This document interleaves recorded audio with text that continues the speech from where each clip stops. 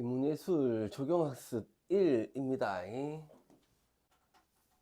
천천히 보자. 이해 안 되는 거 있으면 다시 반복해서 보면 되니까. 어차피 지금 대학생들은 학교 가서도 다시 할 거고, 다은이는 일단은 모르겠다. 다은아, 범위가 뭔지를 몰라서 일단 나가는 데까지 나가고 진도 나중에 하면 얘기를 해보자. 천천히 보자.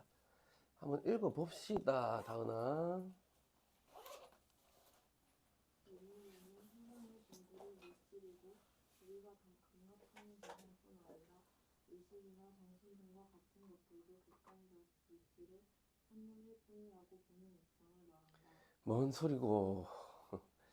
유물론, 유물이니까 세상의 본질은 물질이야. 그럼 세상의 모든 것들은 물질로 되어 있다는 얘기지.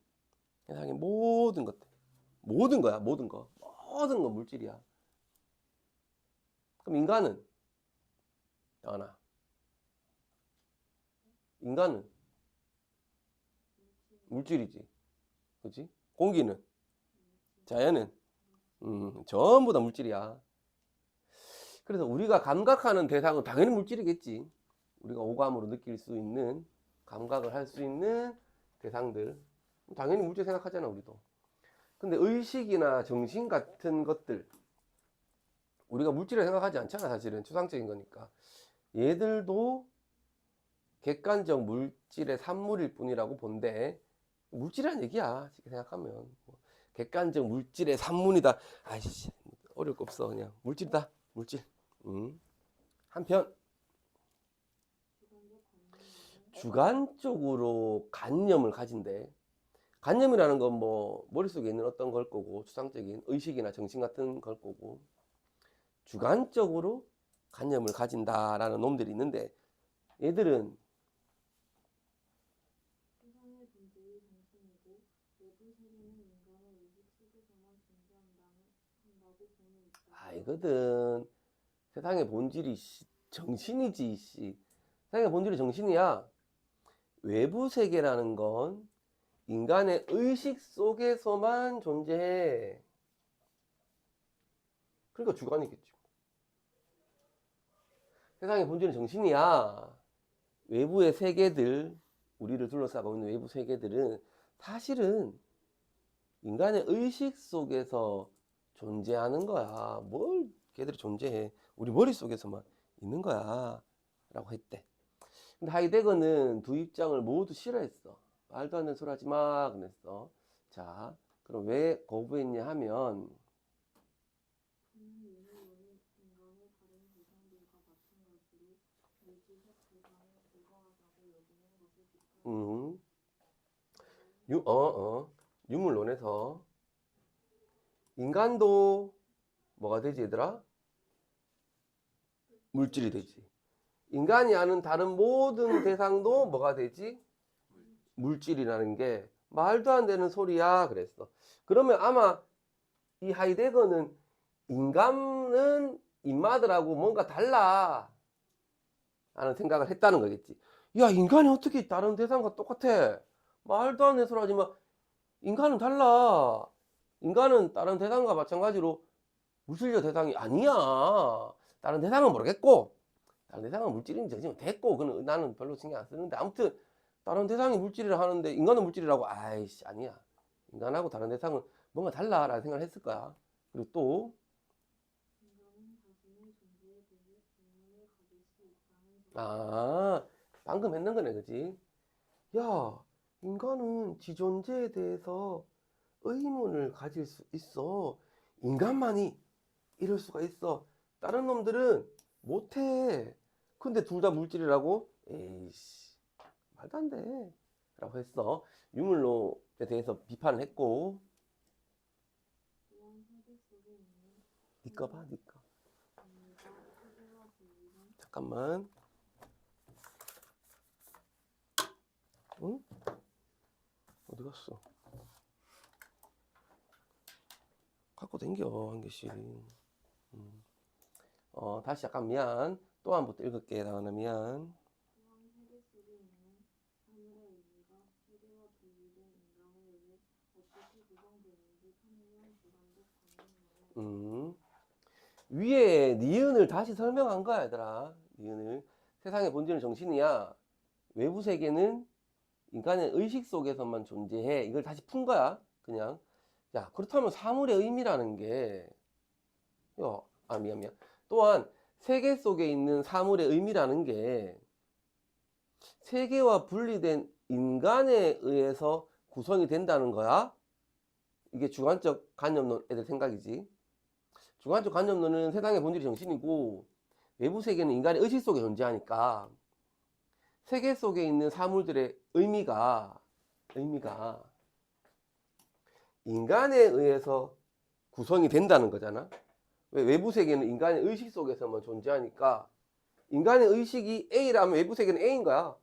인간의 의식이 B라면 외부 세계는 B니까 세계 속에 있는 사물의 의미가 인간에 의해서 구성된다고 했는데, 야, 인간은 세계와 분리되어 있는데? 세계 속에 있는 사물의 의미가 인간에 의해서 구성된다고? 너희들은? 근데 인간은 세계와 분리되어 있는데? 에이, 말도 안 돼. 그는 사물의 의미가 우리에 의해 구성되는 것이 아니라고 그러니까 사물의 의미는, 즉 사물은 세계 속에 있단 말이야. 그러니 세계 속에 있는 사물의 의미는 세계와 분리되어 있는 우리 인간들에 의해서 구성될 수가 없어. 같은 곳에 있질 않는데 뭐. 그게 아니고, 즉 인간이 사물을 어떻게 인식하는가가 중요한 게 아니고, 똑같은 얘기야. 이 두 개 똑같은 얘기야. 결국은 인간에 의해서 구성되는 게 아니야. 인간의 의식 속에서 있는 게 아니야. 인간의 의식 속에서 존재하는 게 무슨 말이야? 인간에 의해서 구성되는 거라는 말입니다. 인간에 의해 어떻게 구성되는지라는 말입니다. 그건 무슨 말이야? 인간이 사물을 어떻게 인식하는지라는 겁니다. 라는 거. 똑같은 말을 수특을 인문예술을 해보면 똑같은 말들을 계속 풀어낼 거야. 아끼지 마. 똑같아. 우리가 방학 때 했어. 아닌 사물이 존재하는 방식이 사물이 지 혼자 인간에 의해서 뭐 하는 게 아니고, 인간이 A라 생각하면 그만은 A고 B라 생각하면 B가 아니고 사물 그 자체가 존재하는 방식이 있대. 뭔지는 모르겠어 우리가. 근데 아무튼 사물 근마가 지 혼자 존재하는 방식에 주목을 해야 된대. 그는 똑같은 얘기 할 거야. 그는 인간은 사물의 의미를 지각하는 것이 아니라 인간이 사물의 의미를 따로 지각하는 게 아니고, 세계 속에 함께 속해 있는 인간과 사물이 어떻게 관계를 맺는가에 세계 속에 함께 속해 있는 인간은 그 세계 속에 사물과 함께 있는데, 함께 있는 인간하고 사물이 있잖아. 어떤 관계를, 이게 중요한 말이거든. 관계를 맺는가에 따라서 다양한 모습으로 존재할 수가 있어. 뭐 쉽게 생각하면 내가 좋아하는 뭐 어떤 사물을 보면 예쁘게 보이고, 내가 싫어하는 사물을 보면 뭐 추하게 보이고, 뭐 이거잖아. 나와의 어떤 관계가 중요하다는 거야. 가보자. 감각되는 사물은 감각이 되는 사물, 즉 인식이 되는 사물, 구성이 되는 사물, 사물의 의미를 가질 수 있는 모든 것들은 감각하는 나와 분리될 수 없는 감각하는 나와 분리되면 안 되겠지. 분리가 돼버리면 인식을 못해. 분리될 수 없는 관계 속에 있다는 거야. 제일 중요한 말은. 자, 그는 승우야.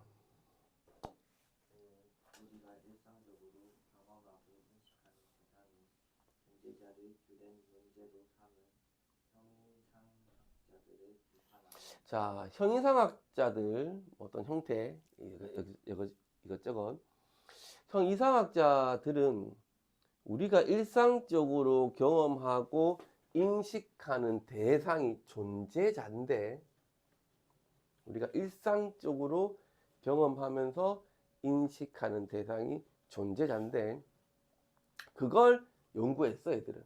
얘들도 비판했대. 왜냐하면 존재자의 드러나는 존재에 관심을 기울여야 한다고 주장합니다. 뭔 소리고?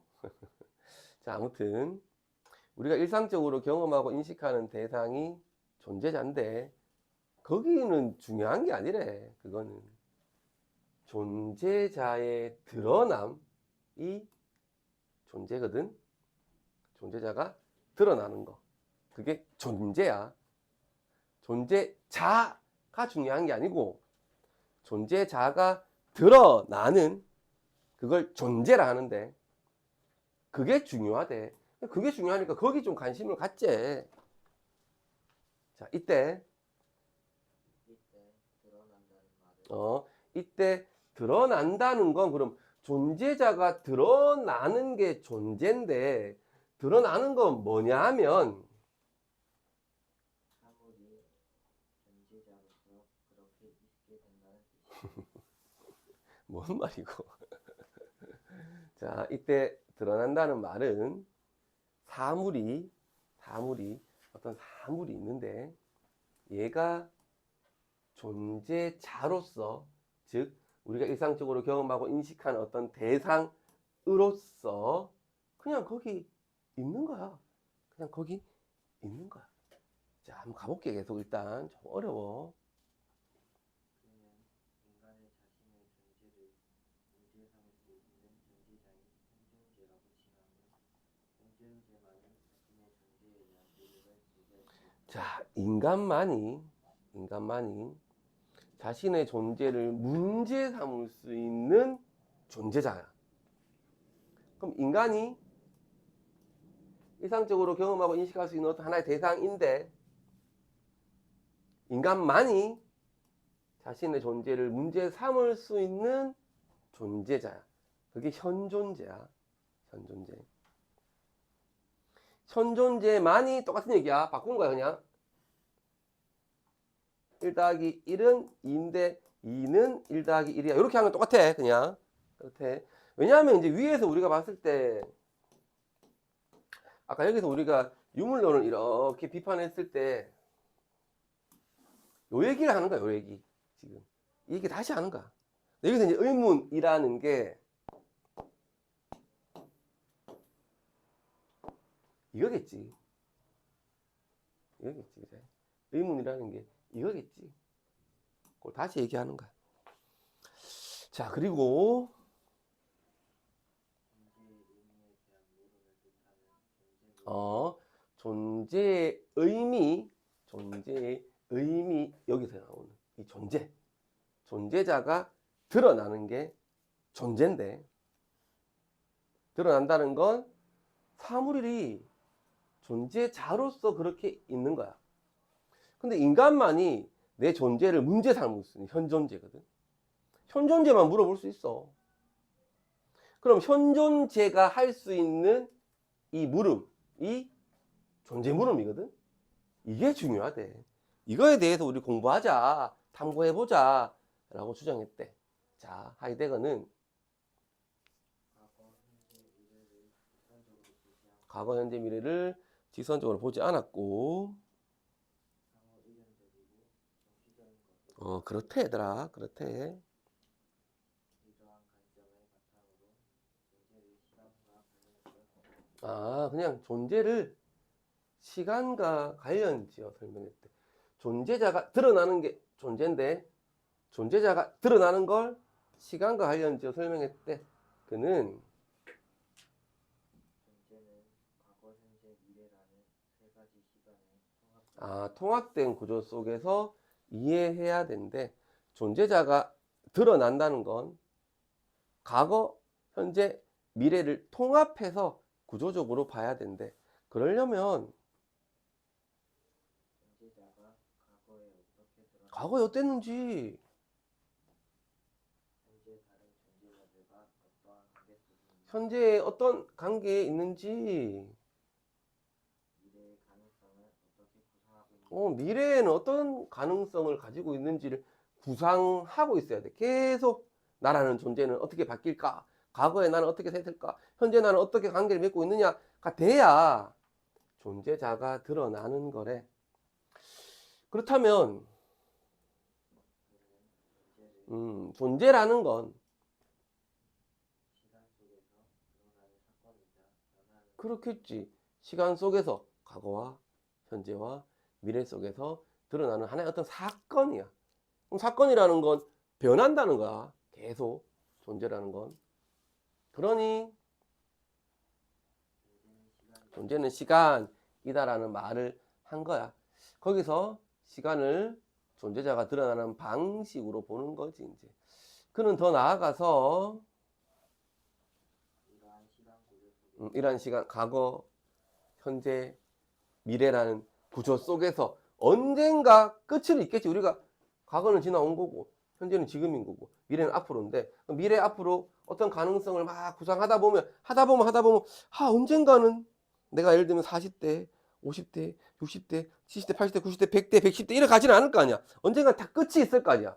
그러면 죽음에 대한 인식을 딱 하면, 존재에 대한 물음을, 즉 과거에 어땠고 현재 어땠고 미래에 어땠다 하는 게, 생각하는 게 존재에 대한 물음이잖아. 근데 이걸 만약에 죽음을 생각 안 하면 계속 하겠지. 무한대로 1000년 후에 2000년 후에 나는 뭐가 되겠네 할 거잖아. 근데 그게 아니고 죽음을 인식을 딱 하면 이러한 과거 현재 미래의 존재에 대한 물음을 유한성과 관련 짓겠지. 당연한 얘기잖아. 죽음 생각 안 하면 유한성을 생각 못 할 거고, 죽음 생각하니까 유한성을 생각한다는 거겠지. 자, 그는 태경아, 존재자를 시간과 떨어진 채로 있는 전적인 실체로 간주하고 이를 분석하려 한 서양 전통 철학. 여기까지. 이 문장이 예를 들면 서양 전통 철학은 어쩌고 저쩌고 어쩌고 저쩌고 했다 하면 쉬운데, 그는 해놓고 어쩌고 저쩌고 어쩌고 해놓고 이게 사실 이 그의 생각이 아니고 얘들의 생각이야. 그게 좀 어려워. 내가 막 따라가다가 이건 그의 생각이 아니네 이래 되거든. 전부 다 지금 위에서부터 보면 문장이 좀, 인문 예술도 그렇고 철학도 그렇고 보면 외국에 있는 어떤 여러 가지 논문이나 외국 어떤 철학자들의 말을 우리말로 번역을 했는 걸 다시 싣는 것들이 좀 많거든, 얘들아. 그러니까 좀 부드럽지가 않아. 우리가 지금까지 읽어왔던 뭐 교과서나 이런 것들에 있던 거랑 좀 달라. 좀 어색해, 읽을 때. 잘 끊어야 돼. 정확하게. 이 끊는 연습을 해야 돼. 아무튼 서양 철학은 존재자를 시간과 동떨어진 채로 봤대. 정적인 실체로 봤대. 정적이라는 건 움직임이 없다는 얘기잖아. 그럼 변화가 없다는 얘기잖아. 시간 흐름, 하이데거는 시간 흐름으로 이렇게 쭉 봤단 말이야. 그러니까 인간이 어떤 하나의 사건이고 뭐 변하고 이래 봤는데, 서양 전통 철학 애들은 시간과 동떨어져 있대. 정적인 어떤 실체를 변하지 않는, 딱 가만히 있는, 얘를 비판했어.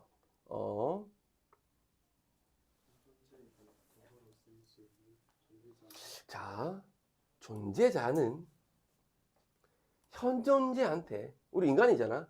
자신의 존재의 물음을 할 수 있는 도구로 쓰일 수가 있대. 잘 따라와야 돼. 존재자는 우리가 막 경험하고 일상에서 만나는 모든 대상들이야. 걔들은 우리들한테, 인간들한테, 현존재한테 도구로 쓰일 수가 있는데, 근데 아까 그랬잖아. 사물이라는 건, 어떤 존재자라는 건 우리 인간과 사물이 어떤 관계를 맺는가에 따라서 바뀐다 그랬잖아, 아까. 하니까 관계를 맺는 방식이 있겠지. 그러면 어떤 관계야? 1번 관계, 2번 관계, 3번 관계 있겠지. 그게 임마의 방식이 있대. 두 개가 있대, 관계가. 첫 번째, 손 안에 있다라는 건 뭐냐 하면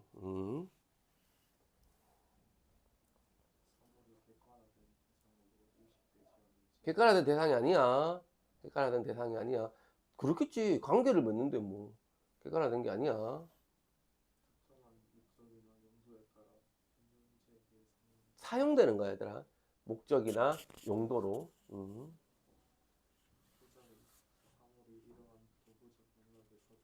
도구적 맥락에서 벗어나서 그냥 금마는 금마야.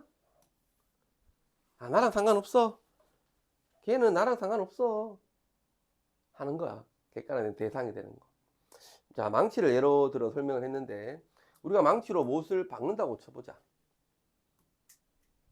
그럼 망치라는 도구를 객관화된 대상으로 인식하지 않겠지. 못을 박는 행위라는 이 목적에 집중을 하겠지. 그러면 망치는 손 안에 있음의 관계인 거지. 또 이때 태경아, 쓸모 있는 관계인 거야.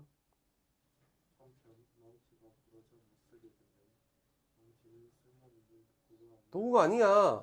그냥 인식의 대상이야. 눈앞에 있음이 되는 거야. 그냥 객관적이어서 하나의 대상인 거야. 그냥 눈앞에 있는 어떤 놈, 뭐 나무가 있고, 뭐 손잡이 같은 게 있고, 뭐 철이 있고, 동그란 게 있고. 즉 도구로 쓰이는 존재자, 도구적 존재자가 도구로서 기능하지 못한다면, 만약에 망치가 존재자와 현존재의 관계는 손 안에 있음에서 눈앞에 있음으로 바뀐다는 얘기겠지. 자, 하이데거는 서양의 전통 철학이, 즉 다시 올라가 보면 존재자를 시간과 동떨어진 채로 정적인 실체로 간주하려고 했던 얘들은 눈앞에 있음으로만 보겠대. 실제로 그렇지. 대부분의 사물들은 객관적으로 관찰되는 게 아니라 손 안에 있음으로 경험이 된단 말이야. 우리들은 쟤를 가지고 어떻게 써야 되겠네, 쟤를 뭐 입으면 좋겠네, 신으면 좋겠네. 자, 가보자. 하이데거는 이러한 주장을 통해 존재자가 드러나는 방식이 다양할 수 있음을 드러내었다. 하이데거는 현 존재가 세계를 이해하는 틀인 실존적 지평을 갖고 있고, 존재자는 이러한 실존적 지평 속에서 드러난다고. 똑같은 얘기지. 현 존재가 세계를 이해하는 틀인 얘를 갖고 있어. 왜냐하면 현 존재는 항상 의문을 가지거든. 자꾸만 의문을 가지고 한계를 맺으니까 뭔가를 갖고 있대, 이해할 수 있대, 그냥 쉽게 생각하면. 그럼 존재자는 이러한 실존적 지평, 현 존재가 세계를 이해하는 틀이 될 수 있다는 거야. 자, 그는 이성을 지나치게 강조하는 서양의 전통 철학은 이성을 지나치게 강조한단 말이야. 지성적 사유를 통해 경험의 한계를 넘어서는 실체를 탐구하려 한다고 비판하며, 이성을 지나치게 강조하는 게 지성적 사유야, 그냥. 잠깐만, 여기까지. 이거야. 그럼 이걸 통해서 경험의 한계를 넘어서는 실체를 탐구하려 한다고 비판했어.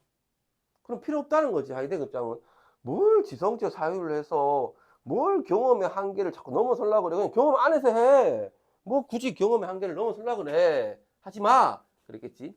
존재를 현존재의 경험과 관련지어 설명했대. 경험의 한계 넘지 말고 그냥 경험 안에서 해, 이건가. 경험 안에서 해. 예를 들어 우리가 붉은 꽃이라고 부르는 꽃은 생명이 있는 동물한테는 회색으로 보일 수 있잖아. 따라서 이 꽃이 붉다라는 명제에 참과 거짓을 따질 수 있는 근거는 그냥 경험밖에 없잖아. 뭐 다른 게 있어? 근데 이처럼 현상을 현존재의 경험과 관련된 것으로 봤어. 우리가 현상적인 것만을 만날 수 있대. 경험이야, 경험. 그냥 현상적인 것만이라는 건 경험이란 얘기야. 전통 철학의 대표적인 진리론이 대응설. 또 나온다, 그지? 서양의 전통 철학의 대표 중에 하나가 대응설이라는 놈이 있는데, 하나의 논리 명제가 그에 대응하는 실제 사태를 갖고 있으면 참이고, 그렇지 않으면 거짓이라고 보는 관점이다. 대응돼야 된다는 말이겠지. 대응설은 하나의 논리 명제가 있다고 쳐보자. 예를 들면 이 꽃이 붉다라는 논리 명제가 있다. 그에 대응하는 실제 사태를 갖고 있어야 돼. 그에 맞는 진짜로 붉은 이 꽃이 있는데 이 꽃이 진짜로 붉은 실제 어떤 사태, 외부적으로 실제 해야 된다는 얘기겠지.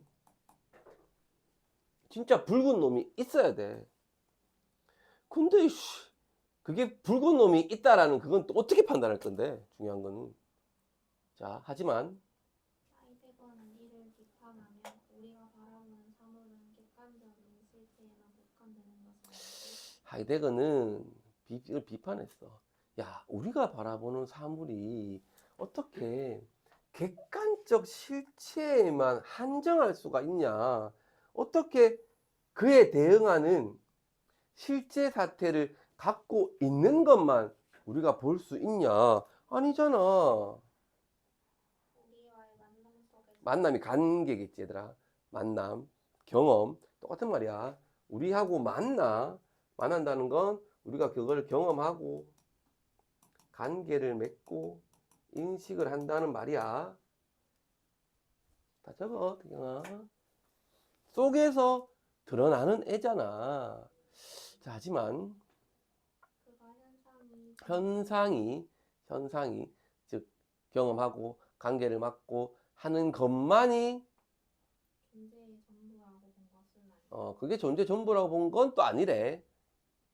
그는 현상을 통해 존재자가 드러나는 동시에 물론 현상을 통해서 만남을 통해서 경험을 통해서 관계를 통해서 존재자가 드러나는 것도 맞는데 현상과 동일시 될 수 없는 존재의 측면이 있다. 동일시 될 수 없는 존재도 사실은 있거든.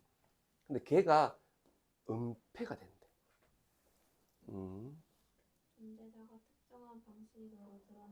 존재자가 특정한 방식으로 어떤 꽃은 A라는 꽃은 붉다라는 방식으로 드러나면 다른 존재 가능성이 A인데 붉지 않을 수 있는 존재의 가능성도 있는데 그게 은폐된대.